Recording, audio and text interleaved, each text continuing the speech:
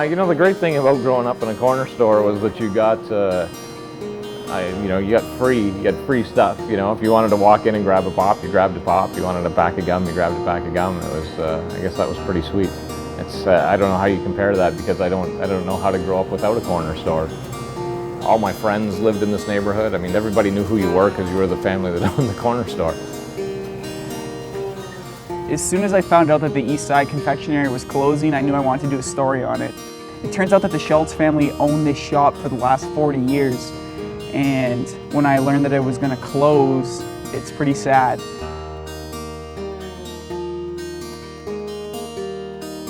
When I was a kid, we lived in the store, as a lot of people did. Corner stores back then, lots of people lived in the back and just had a little shop in the front corner. We knew we were going to be living in the back, and we didn't think we were going to keep the store that long. It was just going to be maybe 5 or 10 years, and now it's turned out that it's 40. So. Well, I mean, she's been doing it for a long time too, and if anybody put in the time behind the counter, she did. My dad sort of did the back end of things, took care of the books and ran to the wholesale, and my mom mostly worked the front end of the store. And she probably, out of anybody, put the most time in on this end.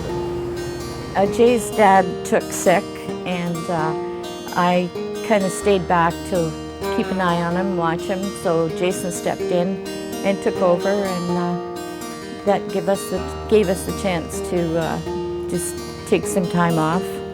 It was good.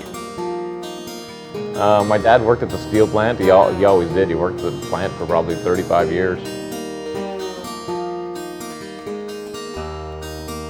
We had everything here, and it was very nice. We enjoyed it. It was always good. It's a good business to be in.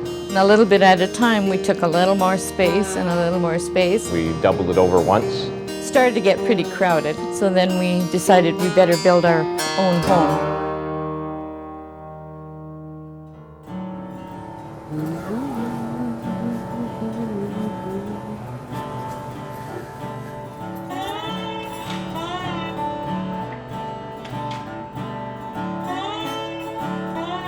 Everybody that comes in the store, you have some good conversations sometimes. You start to build awesome relationships with everybody that comes into the store. Have a good day. Stuart was a friend of my oldest son's, and he worked here, my oldest son, and then he was moving away, and he had a buddy who needed a job, so that was Stuart. And he came and he said, "Okay, well, I'll give you a try." He's turned out to be a really good worker, yeah. I usually stock the shelves, try and get around, stock all the fridges and all that, front face everything, do a little bit of cleaning and tidying up.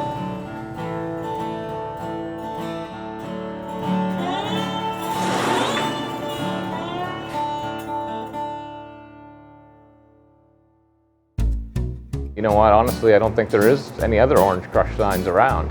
Coke signs and Pepsi signs, but not so much Orange Crush. So I guess that just kind of, it just stuck because everybody called us the Orange Crush store or the Crush store. Nobody even knew it was East Side. Yeah, I don't know. It's just the way it worked out. I mean, we've sold all kinds of stuff in here. We used to sell, we had a player piano, and you could buy these musical rolls that you put into the piano. And we sold those for a while. And yeah, we had a big rack of them. It was probably pretty weird. I don't know where else you would have even bought those. Oh, cigarettes were always a big seller. And then, of course, we got into the lottery. That was a good seller. Come here next Friday night when the Lottomax draw is on and see the people that are coming in.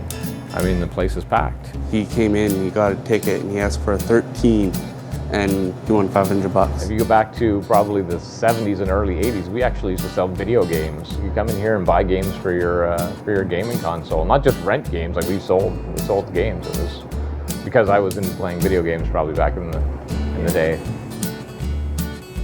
There was a house that was converted into a store on just about every block. I mean, it was huge back in the day. We had the chip stand for a long time.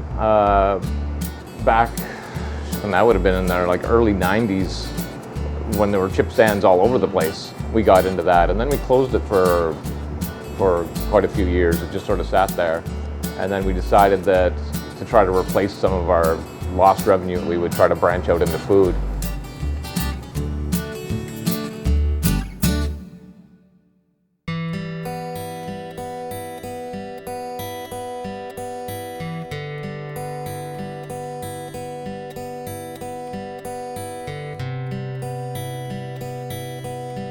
It is what it is. There's nothing that we can do about it.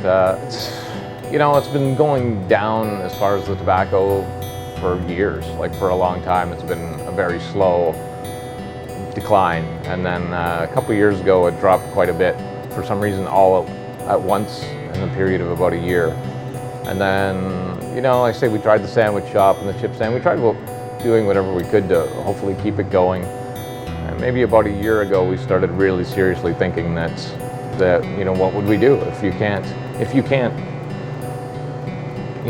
paying the bills, and we can. It's not that we're closing to go bankrupt. We can continue on the way we are, but there's just no profit really in it. How long do you keep going without it really paying you anything? I mean, how much work do you put in for free? So we just decided if we couldn't get more revenue out of other categories, then we would just have to close. And then probably around December, the government started talking about beer again, letting corner stores have beer. So that's why we've held on this long, actually. We put in a couple extra months thinking we'll wait and see what the government decides to do with the beer. And then they've just announced maybe about a month ago or so that they were going to go with grocery stores and that convenience stores, I think she said convenience stores will never ever get beer. We were hoping that we'd get beer sales, and then that was it. That was the last possible thing I think that we could do. We're just not big enough. We're just not. We don't have the money. We don't have the pull. They're going to go with the great big grocery stores that have all the cash, and you're going to keep it locked in between the government and the beer store, the privately owned beer store, and the grocery store. So I think that was the final nail in the coffin. The big stores are open a lot more hours now, and they're open on the weekends, so it's not quite the same as it used to be, but it's harder to make a dollar. For us, the decision to close was based on a lot of things, but it's the contraband tobacco. It's the tax-free tobacco that's really put probably most of those places out of business. This tobacco is like a car lot selling cars, for us. You just can't compete with somebody who's selling them for that much less.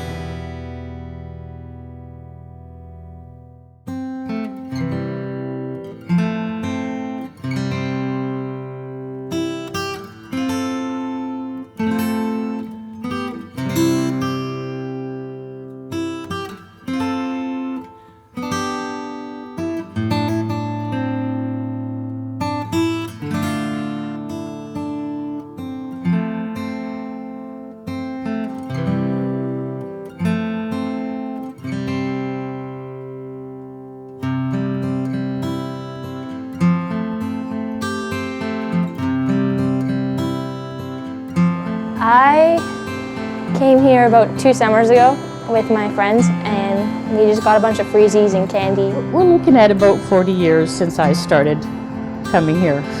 First time I visited this store was about 5 years ago. It makes the community so much better. They're really friendly and easy to talk to. It's been an awesome job. Oh yeah, I'm gonna miss it a lot. I'd describe the atmosphere like just friendly and relaxed. There's nowhere really else to go because all the small shops are closing. They're gone. They're just gone, and they're not coming back. That's the sad thing, they're not coming back. It really sucks, man. It really does suck. You know, getting a popsicle or ice cream on a hot day in the summer was the best. It was just always like on the way to where we were going, so we went and stopped by. They're gonna miss us every day. Every day I have people come in and, oh, I've come here since I was a kid, and oh, I can't believe that you got to close. And it was a great place to hang out with your friends. You can't do that anywhere else now. You just can't. There aren't very many small, locally owned business stores anymore. Thanks for giving me a sense of community and giving me a place to go when I was, you know, 9, 10 years old. It's going to be sad for the kids. They used to all like to ride their bikes over here and buy their penny candies. Well, it's not penny candy anymore. Thanks for the memories that I will always cherish of being a kid. It's really great to see that so many people have memories of the store. Like, it's been here for so long that just, I couldn't believe the reaction we had. Just like to say thank you to all of them. They've all been wonderful. We've had met wonderful people, made good friends. It's going to be sad. We're thankful that everybody that's been loyal to the business has come in all these years, and it's you know, it's a lot of people. A lot of people come in here every day and every year. It's tens of thousands of people who come through the door, you know, in a year. And like I say, it's too bad that we've got to do what we got to do, but it's just the way it goes.